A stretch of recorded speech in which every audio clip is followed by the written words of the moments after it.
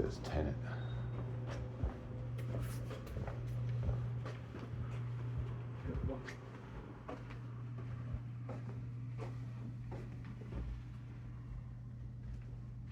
Howdy.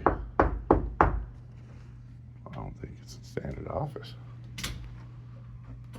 Oh. Oh man. There is an office. I didn't know it was like that. What's going on? What are you guys doing? Right. So this was brought to my house, Yeah. and the judge didn't authorize seizure of anything. Okay.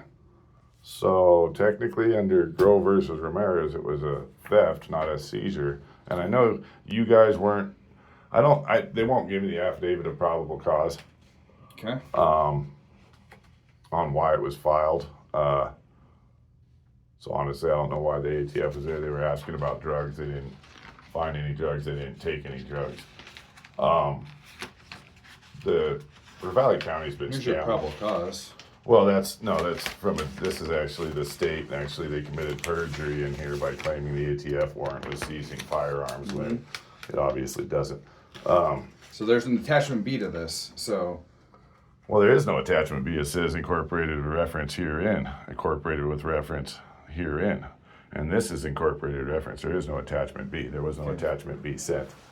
Okay. So the problem is and it's already Grove versus Ramirez. If it doesn't say it on the face of the warrant, it's a violation of the law. I'm not going to argue. You can file with a lawyer if you like. Well, They I'm used like my excessive stolen force property back. and broke my rib, and I've been Okay. trying to get them to address it, and I can't contact the agents that assaulted me. Okay. And I would really like to have this legal issue taken care of, so I don't have a bad outlook on police and police officials.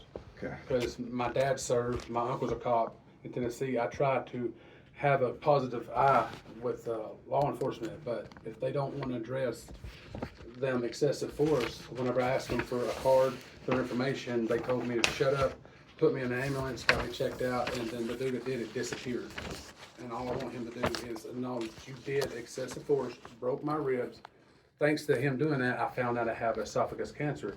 But, he did break my ribs, and he should not be using excessive force at 6:30 in the morning.